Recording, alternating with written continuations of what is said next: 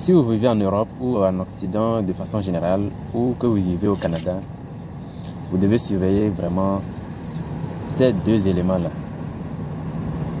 La santé mentale et votre train de vie. C'est les deux éléments qui peuvent faire vraiment basculer une personne qui vit en Europe, qui vit aux États-Unis, qui vit au Canada. Bref, une personne qui immigre. Parce que vous aurez à faire face à des situations en face desquelles, si vous n'avez pas un moral fort ou vous n'avez pas vraiment un mental d'acier, que vous allez vous mettre dans des situations qui vont vous causer des dommages. Je parle ici de la santé mentale. C'est le plus gros facteur chez les immigrants. Il est très facile ici de perdre la tête, ne serait-ce que le cours de la vitesse avec laquelle les choses évoluent ici, le rythme de la vie de façon générale, il est vraiment immense, il est vraiment colossal.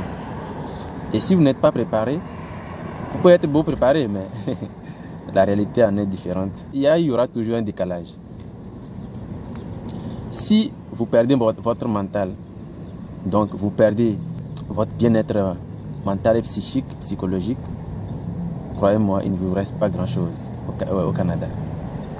Parce que vous allez faire face à des difficultés et vraiment vous risquez de vous mettre dans des états pas possibles. Donc, évitez d'en arriver là. Quelles que soient les difficultés, essayez d'être vraiment lucide, limpide dans vos réflexions, dans votre mental. Si vous êtes une personne qui pratique le sport, c'est bien. Parce qu'avec le sport, des fois, on peut évacuer certains stress. Si vous êtes une personne qui pratique la méditation, vraiment, c'est une bonne chose. Sinon, il faudrait penser à faire ça. Et pour vraiment éviter d'en arriver à des extrêmes, il faut en discuter. Il faut, je sais pas, il y a beaucoup de gens qui n'ont pas de famille au Canada. Je prends le cas du Canada, bien entendu. De façon générale, pour les immigrants, il y a beaucoup qui immigrent, ils se retrouvent seuls dans les pays d'accueil. Pas de relations, pas d'amis. Et pour vraiment se confier, c'est difficile. Or, en se confiant, en évacuant le stress, on peut vraiment arriver à un équilibre ou à se soulager un temps soit peu. C'est vraiment important quand on se soulage. Ça diminue un gros poids. La deuxième chose qu'il faut surveiller quand on est immigrant, c'est son train de vie. Je prends le cas du Canada. N'essayez même pas de vivre au-delà de vos moyens.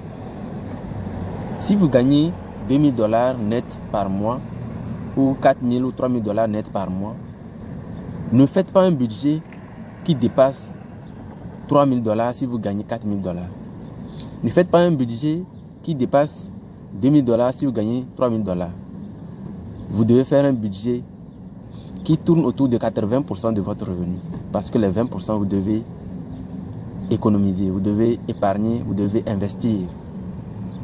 La plupart du temps, c'est ce deuxième facteur aussi qui entraîne donc le premier facteur à s'instaurer.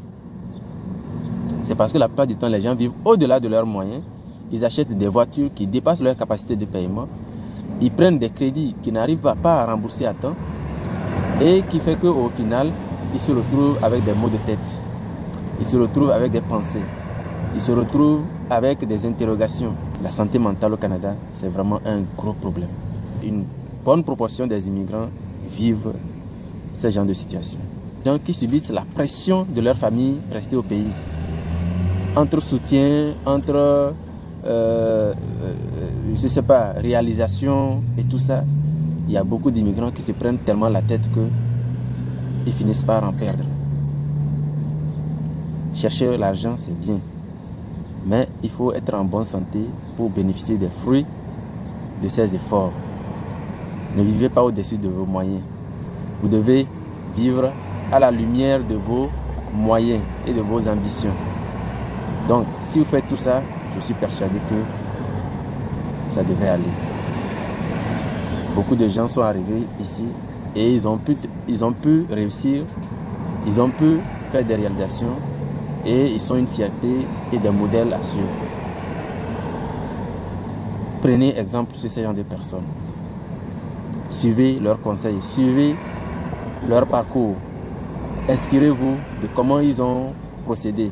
C'est vrai que les temps ont changé, les temps changent, mais il y a toujours des astuces qui ne changent pas ou des astuces qui sont toujours en vigueur ou bien qui marchent toujours. Prenez toujours l'exemple sur ces gens de personnalités, ces gens de personnes, ceux-là qui ont réussi, et donnez-vous du temps, persévérez, vous allez y arriver.